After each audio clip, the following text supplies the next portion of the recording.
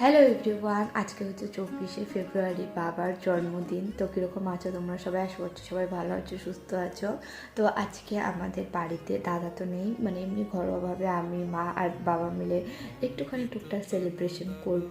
তো তোমাদের সাথে একটু একটু শেয়ার করব। তো চলো দেখতে থাকো। বাঙালির জন্মদিন মানে তো পায়েসটা হতেই হবে, পায়েস ম্যান্ডেটারি। তো দুপুরবেলা রান্নার সময় মা পায়েসটা বানিয়ে নিয়েছিল।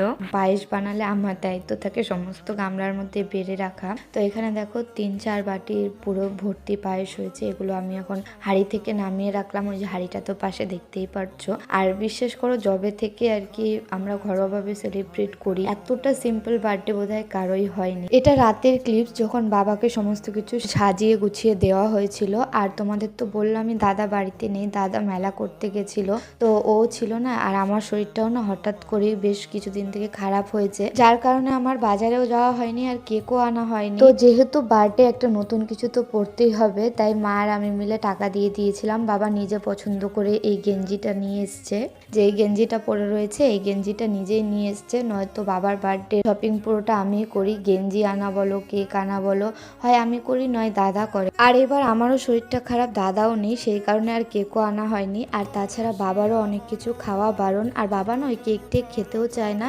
ওই কেকের থেকে একটু বেশি করে যদি পায়েস দেওয়া হয় তাতেই বাবা খুশি। তো এই দেখো, বাবাকে কিন্তু লুচিও দেওয়া হয়নি, আমাদের জন্য লুচি ছোলার ডাল হয়েছে। আর বাবাকে একদম কম তেলে সেকে সেকে পরোটা বানিয়ে দেওয়া হয়েছে, আর ছোলার ডাল আর পায়েস দেওয়া হয়েছে। তো আমি একটুখানি পায়েস খাইয়ে দিলাম, প্রদীপের তাপটা দিয়ে দিলাম, মাও একটুখানি প্রদীপের তাপ দিয়েছে, পায়েস খাইয়েছে। আর বাবা যেহেতু বড়, তো বাবাকে তো আশীর্বাদ করার মতো কেউ নেই। দুপুরবেলা পুজো দিয়েছিল, সেই পুজোর ফুল এনে একটুখানি দিয়েছে। আর এইটুকু টাইমে কিন্তু আমরা প্রচুর হাসাহাসি মজাও করেছি। মা আমাকে বলছে কি, প্রদীপের তাপটা একটু বেশি করে মাথার মধ্যে মেরে মেরে দে, যাতে মাথাটা ঠান্ডা হয়। আর দাদাকে এই টাইমটায় প্রচুর মিস করছিলাম। তো যাই হোক, এটা হচ্ছে আমাদের এই দেখো মেকআপও হয়েছে। সিম্পল বার্থডে সেলিব্রেশন কিরকম লাগলো জানি।